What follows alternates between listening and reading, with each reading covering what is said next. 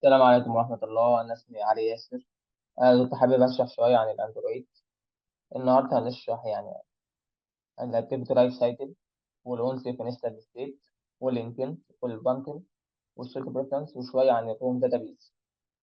أول ما بطريقة الأبلكيشن بتاعي بيبقى فين من أكتيفيتي، واللي هو بيبقى اكستنتد أكتوم أكتيفيتي اللي بيبقى جواها الأون تريد. تعالوا الأول نتكلم عن اللايف سايكل، ناخد أنواعها وبعدين نتمثل عنها. في الأون تريد، والأون ستارت، والأون سيو، والأون بوز، ولون ستوب، ولون ستوب. طبيعي ان انا اول ما بفتح الاب بتاعي بيبقى فيه المين اكتيفيتي، لازم على الاقل يبقى فيه يعني اكتيفيتي شغاله. طب وانا هستفاد ايه باللايف سايكل؟ لازم لما يبقى معاك الابلكيشن بتاعك تبقى عارف هو امتى يحصل حاجه معينه. يعني مثلا ايه؟ تعالوا ناخد مثال. انا دلوقتي لو معايا لعبه شغاله وحد اتصل عليا، فمش منطقي ان انا اخسر مثلا في اللعبه. لان ايه؟ لان مثلا اللعبه فاضله شغاله طول ما حد عمال يتصل. يعني ايه؟ يعني اول ما حد يتصل عليا اللعبه المفروض اوتوماتيك توقف. طب ماشي، طب ما هو اتصل عمل ايه للاكتيفيتي بتاعتي؟ عمل لها بوست، يعني وقفها اوتوماتيك كده. يعني المفروض اول ما اقول اون بوست لو حصل حد اتصل عليا وقفي لي اللعبه. هنهندل الحاجات دي ازاي؟ تعالوا نشوف هنهندل في وقتي. مثلا تعالوا ناخد تطبيق زي الواتساب. هو مش زي الواتساب قوي بالظبط، بس انا لو عايز اعمل ابلكيشن مثلا، اول ما حد ما بيخش عليا بيبقى انا مثلا اونلاين. وبعدين اول ما بيطلع من الابلكيشن بتاعي ببقى اوف لاين، عشان مع ايه؟ اعرفه بس ان انا اونلاين وقت ما بفتح الابلكيشن بتاعي بس. طب والحاله دي تتعامل ازاي؟ انا لو حطيت ان انا، تعالوا ناخد مثلا ايه شويه اكزامبل. لو انا عملت فاربل هنا، وعملت مثلا اسمه ايه، اونلاين مثلا، او مثلا نخليها ايه اللي هو يعني هي المؤشر بتاعنا، هتعرفنا هي عباره عن. لو خليته مثلا الفاربل دوت نوعه بوليان، او خليه نوعه سترنج عادي عشان مثلا نكتب اوفلاين اونلاين، وبعدين نخليه اول ما نخش اونلاين، اول ما دخل الابلكيشن بتاعنا بقى اونلاين.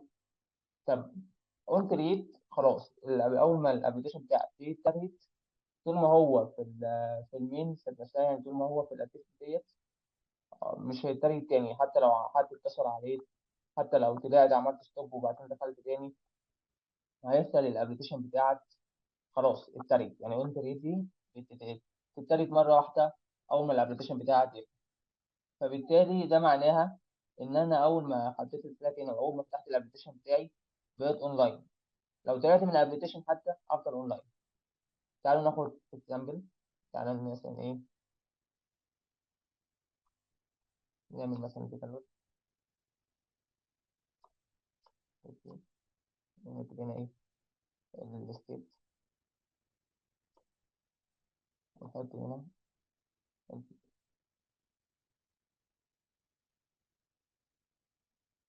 تعالوا نشوف بقى الثلاثيات اللي حصل لها. تعالوا نخلي بس دوت جلوبال الاول عشان اعرف اكسسه. يعني دي مسود ودي مسود، فبالتالي مش عارف اكسس كل حاجه غير لو عملتها جروب. نقول له نتنسي انا عشان اعرفها. تمام كده. ماشي كده. هنا انا اصلا تمام. خليها على طول اونلاين. وبعدين تعالوا نمسك هنا. بعدين هنا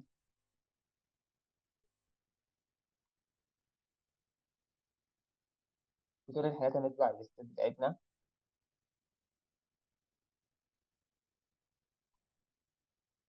تعالوا نتبع اللايف سايكل بتاعتنا. هنسمي ديت لايف سايكل. لايف سايكل ديت خليها تتبع اون ديت اهو. بعدين خليها تتبع هنا اون ريسيوم. وهنا اون ستارت،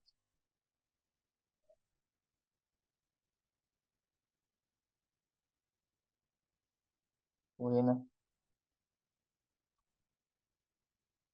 اون بوز، وهنا اون ستوب،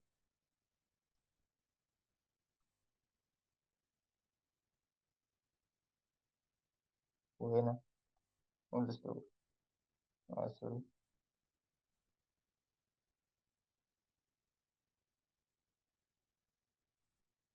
تعالوا نعمل الابلكيشن بتاعنا. طبعا هو ايه يعني الابلكيشن بتاعي، انا كنت في البوتن عشان في ناس بتقول لك اول ما بيرن بيطلع اللي هو اللي بس ايه الاد ديت. ده بوتن عايز تحطه، هنعرف فيما بعد هنستخدمه. عموما احنا دلوقتي خلاص بنرن الابلكيشن بتاعنا اهو. هو في حالة البيلد. نشوف كده وصل ليه. ماشي، ممكن نوقف لحد ما يعمل البيلد.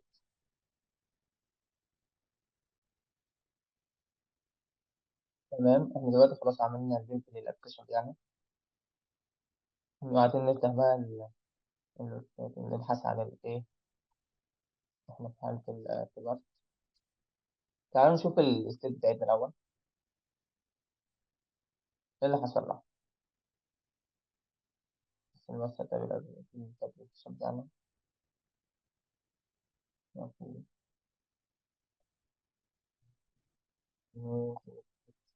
طيب، طب ثواني بس عندي حتة نوتة النت كده. وبس النت كان قاطع عندي فما كانش بيخلي يلقط على الابلكيشن بتاعي. تعالوا نشوف اللايف سايكل زي ما احنا بنتكلم عنها الأول. طيب، تعالوا ناخدها من هنا على طول. أول ما الابلكيشن بتاعي فتح أهو، حصل حاجة اسمها اون كريت، اون ستارت، اون ريسيو. أول ما فتح. طب أنا مثلا لو عملت كده أهو، إيه اللي هيحصل؟ اون بوز، اون ستوب. طب لو دخلت فتحت تاني، اون ستارت، اون ريسيو. زي ما انتم شايفين الاون كريت اتكريتد مرة واحدة بس. وبعد كده بقى إيه بدأ يعمل اون ستارت اون ريسيو اون ستارت اون ريسيو. فوقف يعني. طب تعالوا نشوف مثلا لو حبينا نخليه كده مثلا، إيه اللي هيحصل له. نطول شوية. اون ريسيو، اون بوز، اون ستوب. تمام. امتى يحصل له اون ديستروي؟ لو انا خلاص قفلت الابلكيشن بتاعي. تعالوا نشوف كده. حصل له اون بوز، اون ستوب، اون ديستروي. خلاص قفل الابلكيشن بتاعي. تمام، تعالى نخش تاني على الابلكيشن بتاعنا. طبعا أول ما بيخش يعني ده المفروض أول ما يبدأ يعني مثلا ون كرييت، ون ستارت، ون ريسيوم. تمام.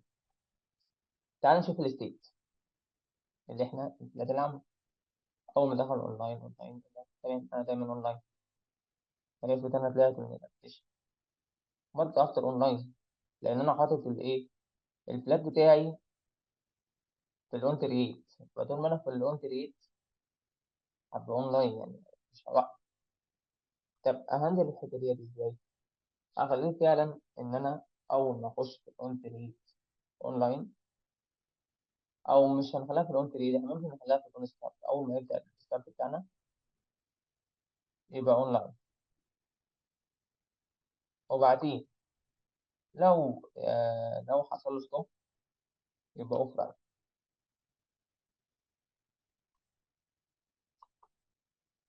فبالتالي لو حطينا نشوف بقى اللي بيحصل دلوقتي. تعالى الاول نشوف اللايف سايكل.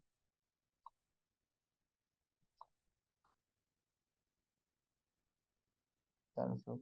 انا دلوقتي لسه ما رميتش الابلكيشن بتاعنا. تعالى نمسح ده ونشوف هو بيعمل بيلد كويس. اه تمام، بيعمل بيلد اهو. ثواني. تمام. اللايف سايكل اهي. تعالى نخش تاني نبحث عنها كلها.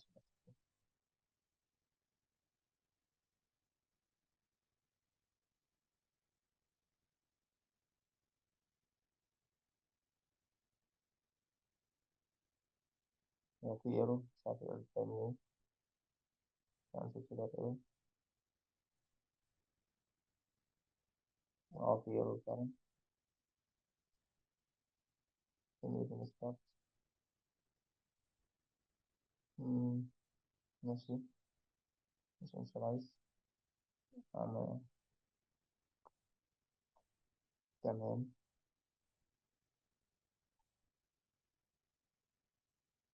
تعالى نخليها ايه. اول ما يفتح الابلكيشن بتاعنا، لان انا هنا بقول له بعد البداية احنا ممكن نشيل دي، عشان هو اساسا بيقول لك مش عاملها مش عايز، فده اللي بيخليه يطلب عندنا. وبعدين نشوف تاني ولا خلاص هتقول جنبي.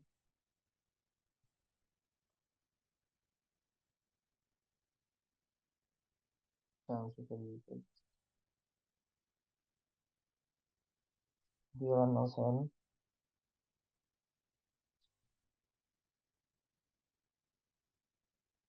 تمام رن عادي أهو، هو فعلا بس عشان احنا مكناش عاملينها مش عايز. دلوقتي احنا تعالى نشوف اللايف سايكل. طيب احنا طبعا احنا مش في الايرور، المفروض نبقى معلش. اون كرييت اون ستارت اون ريسيف. فالابلكيشن بتاعنا اهو فعلا زي ما احنا عارفين اللايف سايكل بتاعته. تعال نشوف الستيت بقى. الستيت اونلاين اونلاين لما انا فعلا فاتح الابلكيشن. تعالوا بقى لما نيجي نطلع من الابلكيشن بتاعنا، بص ايه اللي هيحصل. انا بقيت اوفلاين، فبالتالي انا عرفت اهندل امتى يبقى اونلاين وامتى يبقى اوفلاين. زي ما قلنا حاجه كده زي الواتساب مثلا، الواتساب بيخليك، بس الواتساب مختلف شويه لانه بيخليك اونلاين حتى لو انت قفلت الابلكيشن. انت مثلا عايز تعمل ابلكيشن ويبقى في حالات معينه، ولما مثلا حد يتصل بيك يقول له حاجه معينه. فدي ميزه اللايف سايكل، يعني اللي هو ايه، بتعرف تهندل الابلكيشن بتاعك من بدايته لنهايته. طبعا في حاجه تانية اسمها اون ريستارت، تيجي ترن برضه بعد الاون تريد. بس غالبا هي مش عارف تبع الريستارت يعني. بس هي غالبا مش تبع اللايف سايكل، يعني هي تبعها بس يعني مش الأغلبية بيكتبوها، بس هي تبعها يعني تبع اللايف سايكل فعلا. بس اللايف سايكل يعني قلنا ريستارت اون ستارت اون ريسيوم اون بوست اون ستوب اون ستروب. واحنا كده عرفنا كل حاجة بتستخدم. يعني مثلا احنا عملنا رن تاني كده، وبعدين فتحنا المكتب بتاعنا، كتبنا اللايف سايكل،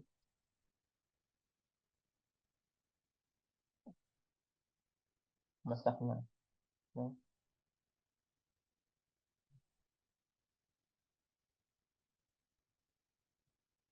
هنلاقي اون كرييت اون ستارت. سوري عشان مسميها ستارت هي ريستارت. جميلة. مش عارف.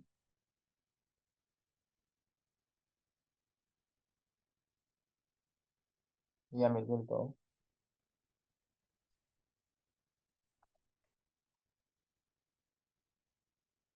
هنلاقي تبع ايه، اون كرييت اون ستارت اون ريسيوم. امتى بقى الريستارت بترن؟ الريستارت بترن لما انا تطلع من الابلكيشن،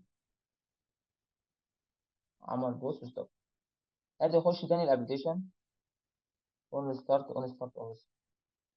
يعني لو حابين نشوف كده اللايف سايكل، هو دايما بيرن اول ثلاثه بس، اللي هو اون كرييت اون ستارت اون ريسيوم.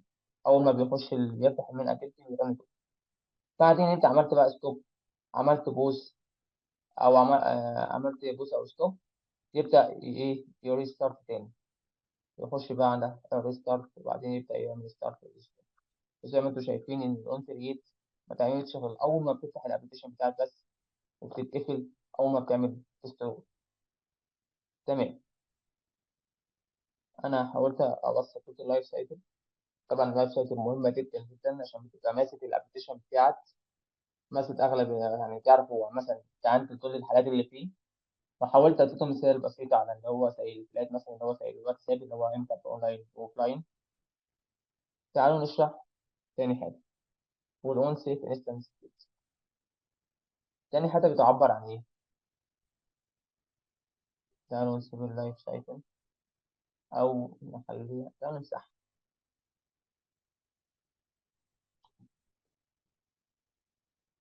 بعدين تعالوا بقى إيه، نشوف الأون سيف انستنس. يعني أول ما نفتح الأكاديمية ديت نقفل ده خلاص. ثواني، هو في تكست فيو فوق. عفوا، عايزين لما يدوسوا على البوت دوت مثلا نكتب عليه. تعالوا الأول نمسك البوتن، نسميه أي حاجة مثلا ATM. ونقول له إيه، find view by ID، ونكتب له نوع بوتن، ونقول له by ID بوتن. أنا بس طلع اسمه مش هو ده. تمام. طبعا في حاجة اسمها بايننج، والبايننج بيبقى أحسن لأن أنت إيه، كان أنت لما مسكت كتبت مين، هتقعد بقى أنت تنشلايز كل اي دي عندك، زي ما احنا مثلا عرفنا نتابع اي اي دي بوتن، فكنا لازم نعرفه مين هو البوتن بتاعه. انما البايننج بيبقى ايه، بتكتب بايننج يعني بياخد الملف بتاعك كله ويحوله لك انت بقى ايه، تقدر تاكسس من خلاله اي حاجه. يعني مثلا بايننج تقعد وتقول له بقى ايه البي سي ان، وبالتالي انت خلاص بتاع مش محتاج تقول له فايند يو باي اي دي. تمام، خلينا في البوتن. تعالوا نشوف هنعمل ايه. هنقوم زي ما احنا شرحنا المره اللي فاتت بقى اللايف سايكل. طبعا عشان بس ايه، انا عملته على جزئين لان النت اتكسر عندي. عايزين نشرح بقى دلوقتي الأون سيف انستنس ستيت، ونشوف إيه هي أصلا. تعرف الأول كده، بس الأول نمسك نعمل initialize بتنطور بوتن find view by ID. هنا بمسك البوتن، نوع بوتن،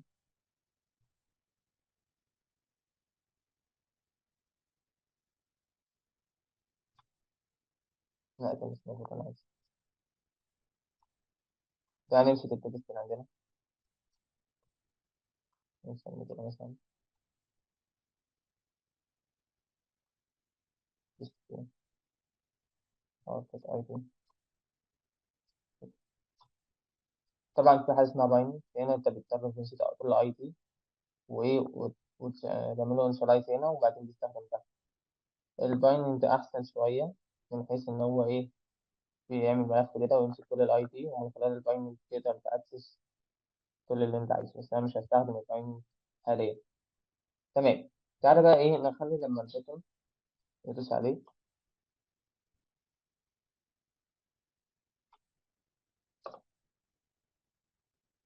عشان تبقوا فاهمين قصدي، بحيث ان لما يدوس على البوتن يكتب اي كلمه، مثلا ايه، يكتب مثلا، يكتب علي مثلا. تعالى نشوف كده ايه اللي هيحصل. نفتح اليوتيوب بتاعنا.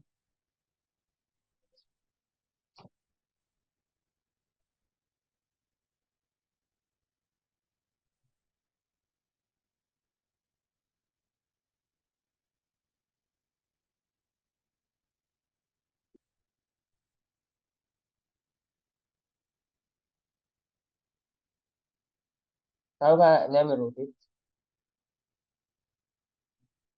بس كلمة علي راحت خالص. طب ده منطقي يعني؟ هل هو طبيعي ان انا لما اعمل روتيت للموبايل بتاعي الكلمة بتاعتي تروح؟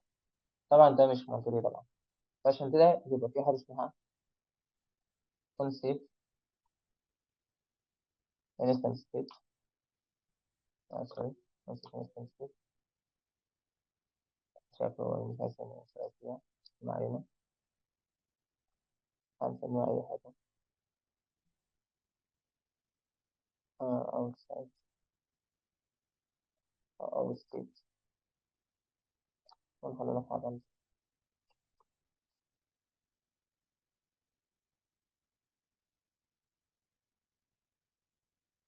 unsafe instance state. طب ثواني.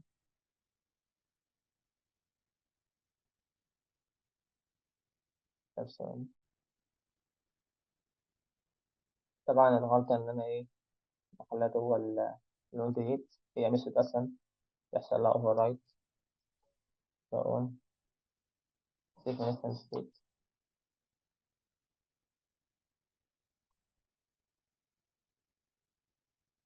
تمام. المفروض هنا بسيف الداتا اللي أنا عايزها.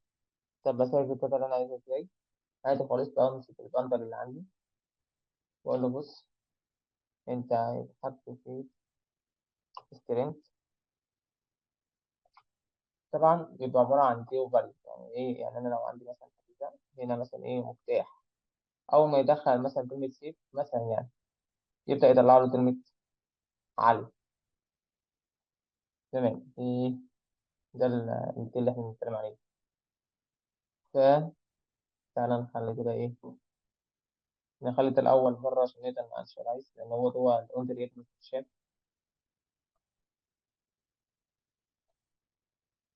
نقول له إحنا هنعرفها بعدين ونوع تكست فيه وده الحتة ملهاش لازمة ونمسحها.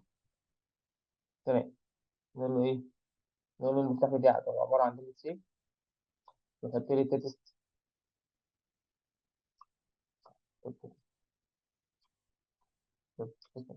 طب أنا كده خزنتها، أعمل لها ريستور إمتى بقى؟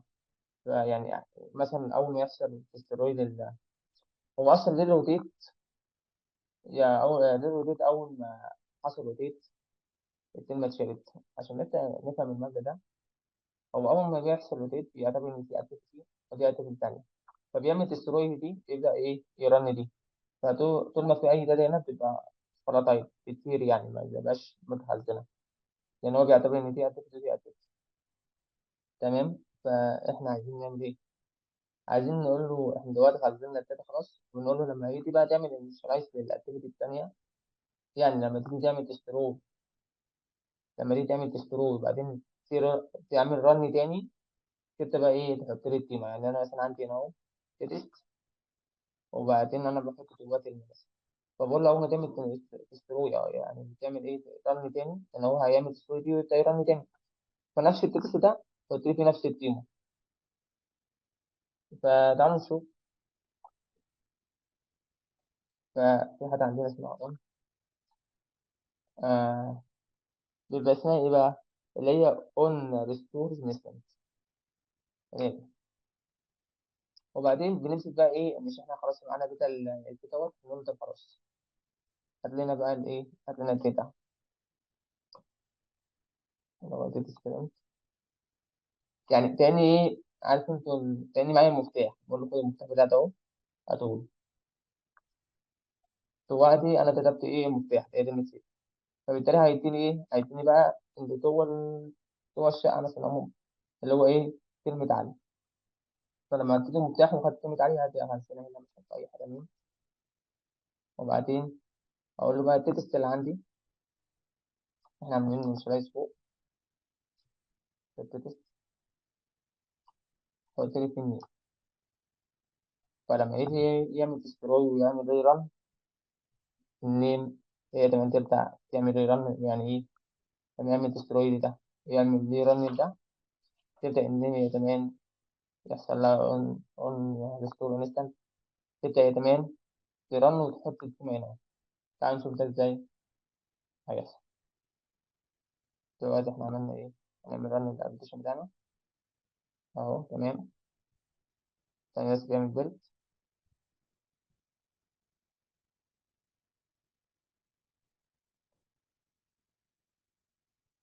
اهو.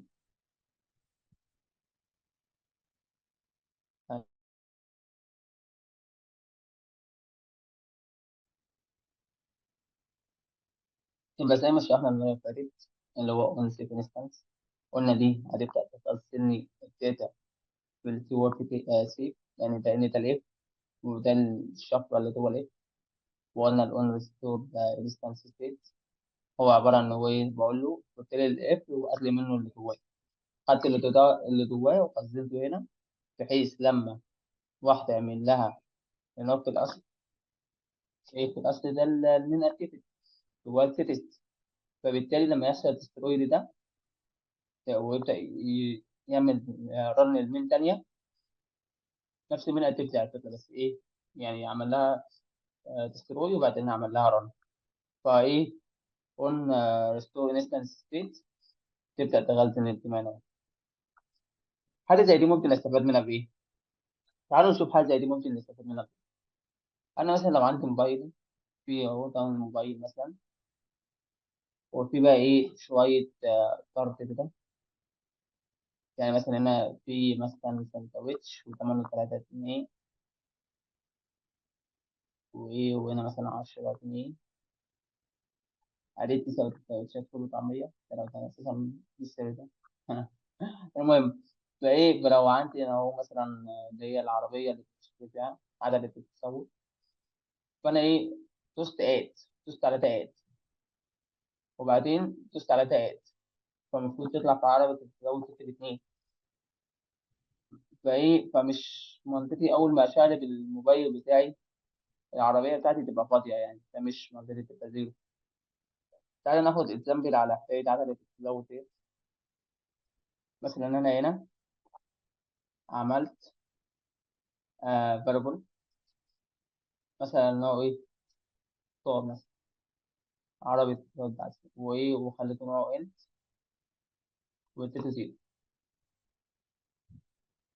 المفروض لما يدوس على البوتن يبدأ إيه يزود الفرق اللي أنا إيه مخليها زيرو، فاهم؟ هيعمل بس يزودها لي، وبعدين ايه عشان نبقى شايفينها يبدأ ايه يكتب بقى ايه،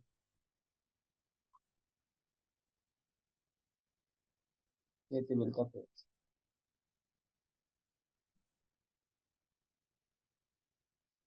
فبالتالي هي مثلا بتزيد، أول ما تدوس تبقى ب1،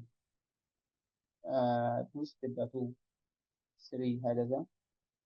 تعالوا نخليها ماشي زودت بعد فايه كده تمام. المفروض أنا بقى أعمل إيه؟ أبدأ آخد القيمة بتاعت الكارت ديت وأخزنها عندي. طب كده أنا بدأت أخزنها عندي، وبعدين أبدأ بقى إيه أستلمها من هنا، وابدا احطها في تيست. فبالتالي كده الطريقه دي بتساوي تبقى ب1 تتقسم. فتمام، نيجي بقى نقول له ايه هاتها. خلي بالك عشان هنا لما يكتبها مثلا، لو انا خليت هنا 5، هديت هنا هجيبها ب5، فبتتحط ب5. بس لو دوست اد ده ريفرنس جديد هترجع تاني بزيرو. تعالوا نشوف، يعني بالحوار ده كده هتبقى ناقصة حاجة بسيطة. تعالوا نشوف الأول ايه اللي ممكن يحصل. نرجع تاني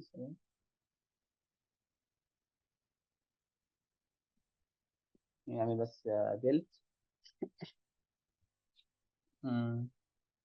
ثواني.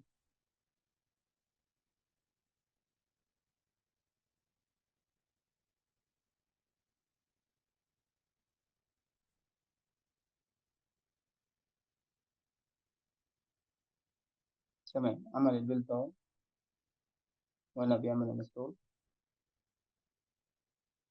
ف زي ما انتم شايفين اهو، تعالوا ايه ندوس، هيبقى 1 2 3 4 تمام. تعالى بقى نعمل روتيت، هي حافظت فعلا على 4، فندوس ات هيرجع يرن من الأول تاني. ليه الحوار ده حصل؟ لأن أنا دوت خلاص تبع 5 وبحطه هنا، فما إيه بس ده يعني اللي أنا خدته من هنا دوت مش مسمع، يعني ده 5 وده بقى إيه ده هيرجع تاني هيبقى مثلا بوان، فالاتنين مش مسميين مع بعض. يعني معناها ان مفيش تو لينك ما بينهم، ما بين الطار اللي هنا وما بين الايه اللي انا واخدها في النيم، يعني النيم دي مفيش اي لينك ما بينهم. فعشان نعمل لينك ما بينهم ازاي، او يعني لينك ما بين ده سهله خالص. هنشوف. بما ان ده اساسا ده الجروبال، فايه، فناخد كده نقول الطار نقول النيم. يعني بعد ما يبقى لنا خمسه، خريطه خمسه، بحيث لو انت زودت يبقى انا معاك في الصوره. بس بعد كده هحولها ايه، هحولها لانت يعني. في حاجه اسمها ايه، ده هيبقى سترينج، او في حاجه اسمها انت. طب ستارت نحط جواها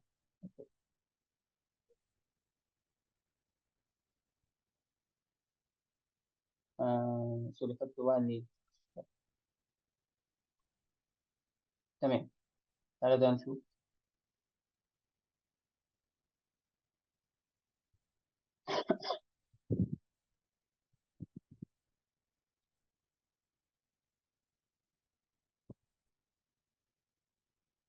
بيعمل بيلت اهو، بيعمل انستول.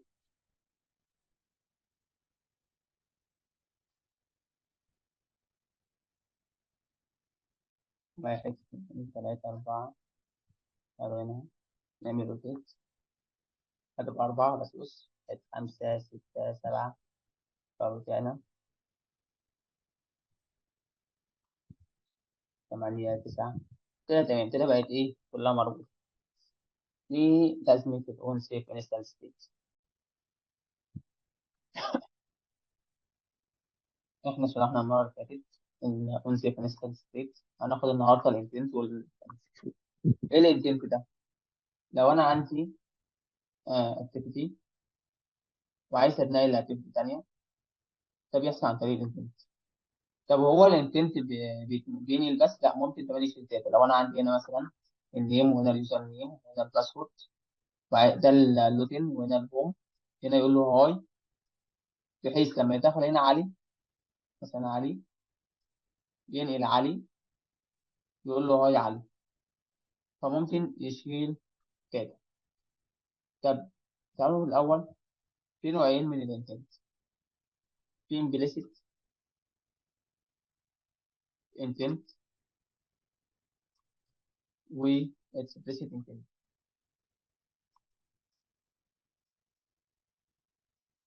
فهنشوف كل واحد بيعبر عن ايه. الامبليسيت انتنت والاكسبليسيت انتنت. تعالى ناخد الاكسبليسيت. اكسبريسنت من كلمة اكسبريسنت أصلا يعني حاجة صريحة. يعني أنا لو عامل أكتيفيتي في الأب بتاعي اسمها علي، بقول له بص انقل لعلي، لأن أنا واثق إن في علي. يعني أنا بقول لك روح بمنتهى الصراحة، عشان دي اسمها اكسبريسنت. فالاكسبريسنت بيتنين ما بين الإيه، الأكتيفيتي اللي عندي في الأبلكيشن بتاعي، لأن أنا ببقى واثق إن إيه، إن أنا عندي الأكتيفيتي بالاسم ده.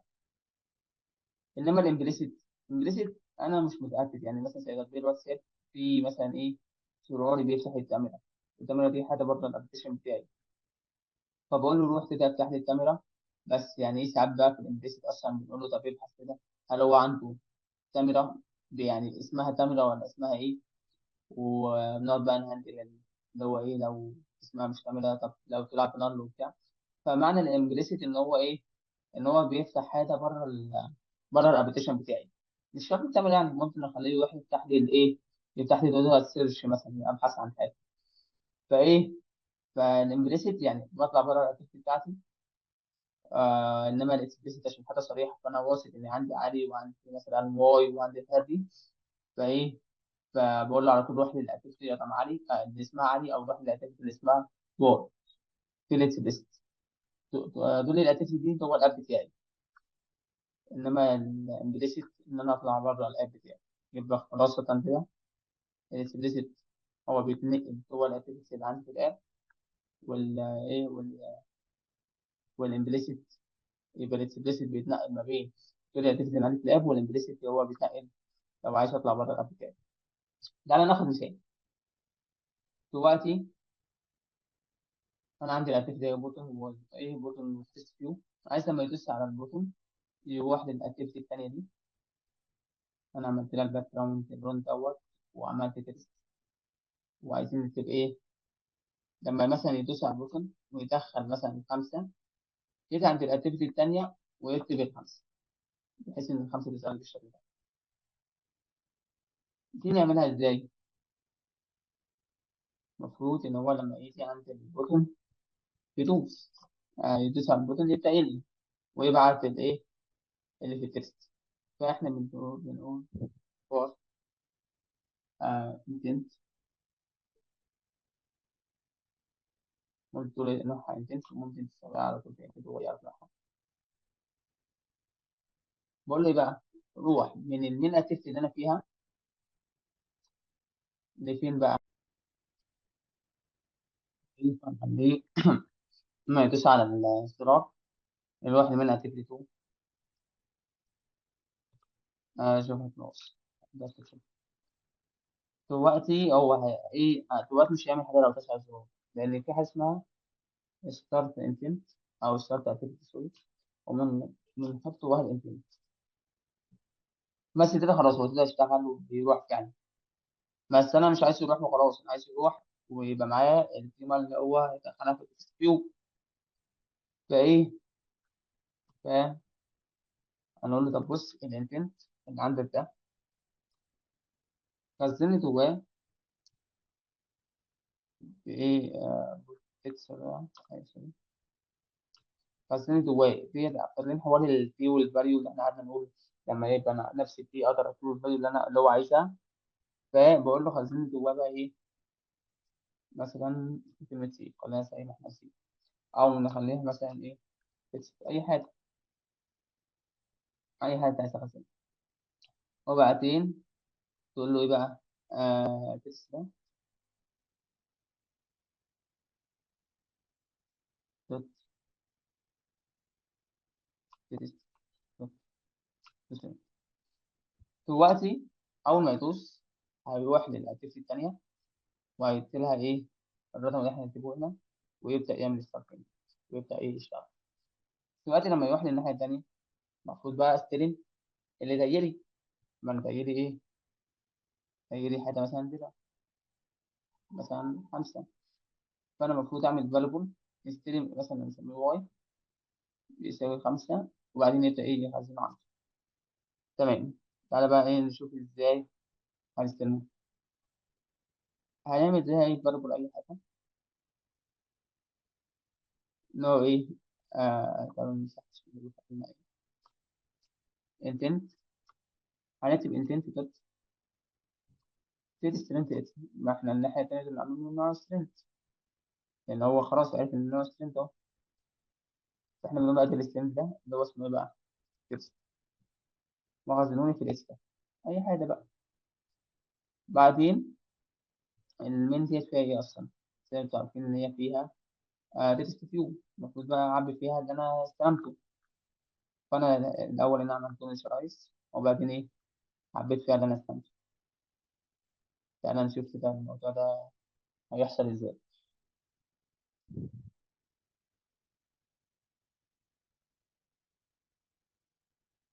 بس ده تكست فيو فمش هيخليني اكتب جوه اصلا، تعالى نخلي ده edit edit.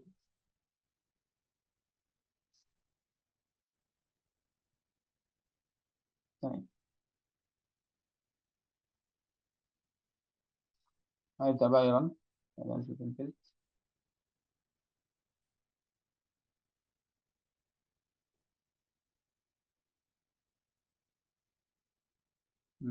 ثواني. تمام. تمام عمل بيلد اهو. تعالوا نروح نشوف الابلكيشن.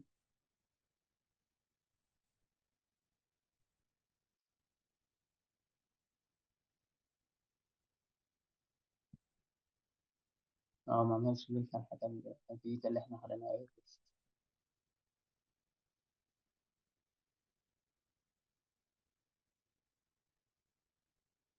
آه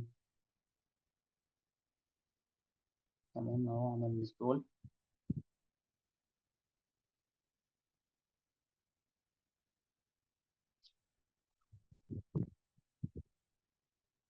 انا داخل هنا 55 55. المفروض لما تدوس اد فعلا راح للاكتيفيتي التانية وتدخل 55، او اد وخليتها مثلا 45، ولما تدوس اد خليتها 45. بس افرض انا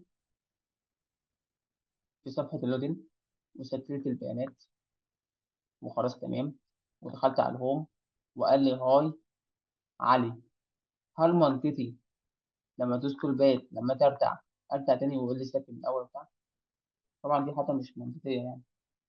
فعلشان كده بنفنش دي، نعمل ريبيت سترو، نقول له خلاص بعد ما خدت كل حاجة منها احذفها. طب نعمل سترو ازاي؟ عادي خالص، اقول له بص بعد ما تتنقل اعمل فينش. فتعالى نشوف كده الحوار ده هيحصل ازاي. تعالى اسرع بس انا عم دوست هنا بص بتاعي، فده مش منطقي. تعالى نشوف بقى لما يعمل بيلد ايه اللي هيحصل.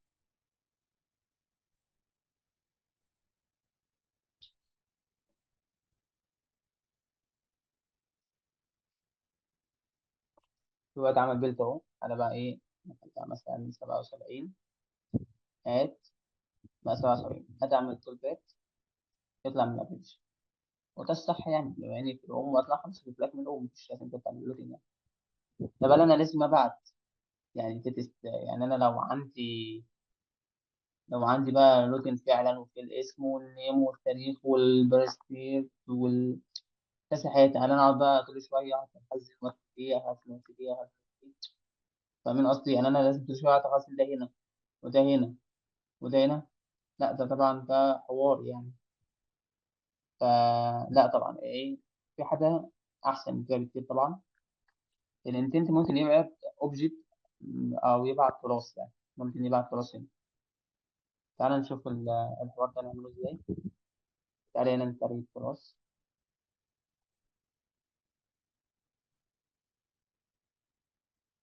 ونسميه مثلا كده. الداتا ده هنخليه بقى ايه، في اتش تي في حاجه اسمها سيريالايز. سيريا ايه اللي هو بقى ثواني، سيرياليزابل. لا سوري مش عارف انطقها عشان عندي بقى. فايه تراست ده بقى ايه بيعرفه ان هو دوت من النوع اللي انت تقدر تبعته يعني.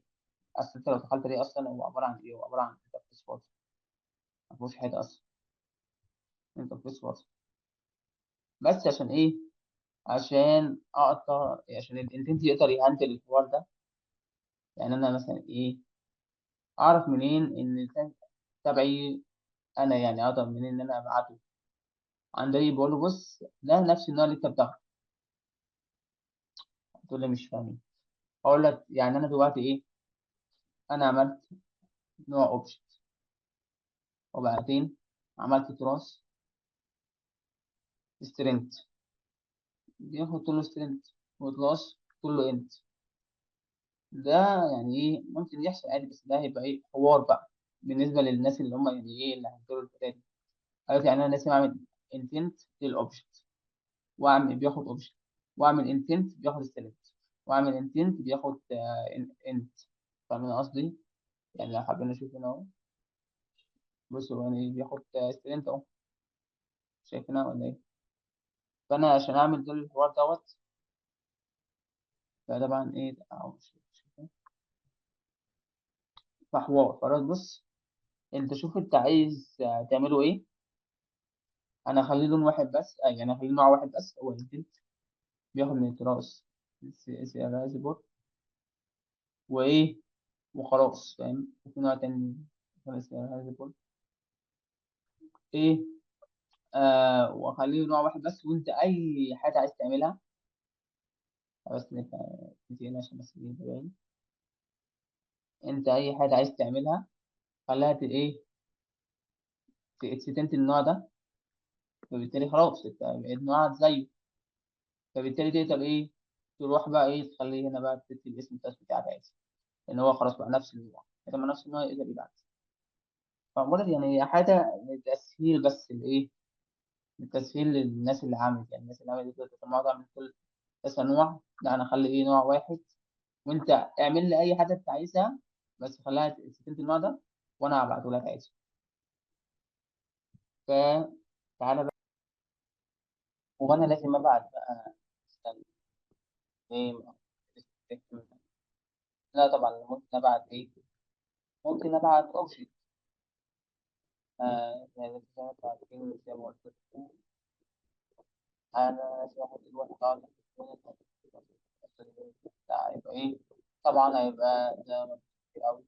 أو ممكن أعمل أوبشن للفاليبل اللي أنا عايز أبعتها، أبعتها مرة واحدة عايز وهنعمل كده ونسميه تاني، والكتاب خليها اسمه سيرياليزابل.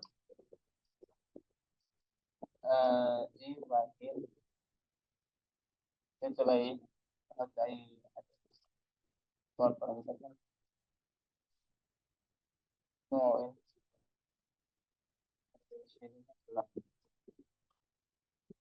تمام. وناخد الحاجة دي ونروح نبعتها فين، عادي زي ما طبعا إيه، تحط اللي أنت عايز تبعته هنا وبعدين تبعته مرة واحدة. طبعا بعد ما تعمل إيه الداتا وتحط بقى الصيام اللي أنت عايز تحطها بتاعت تمام.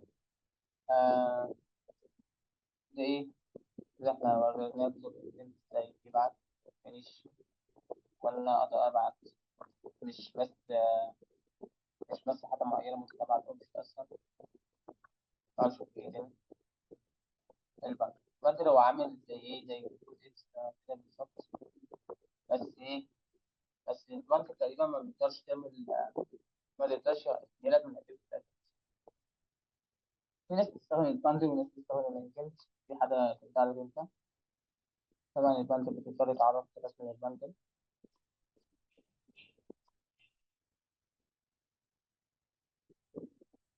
تمام. وبعدين إيه تقول له الباندل والسترينج، هو بالظبط أهو. وبعدين تقول مثلا إيه نفس الحوار بالظبط يعني.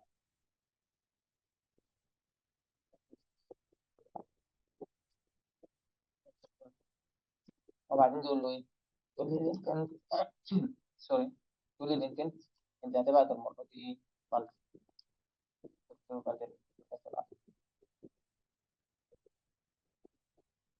تعالى نشوف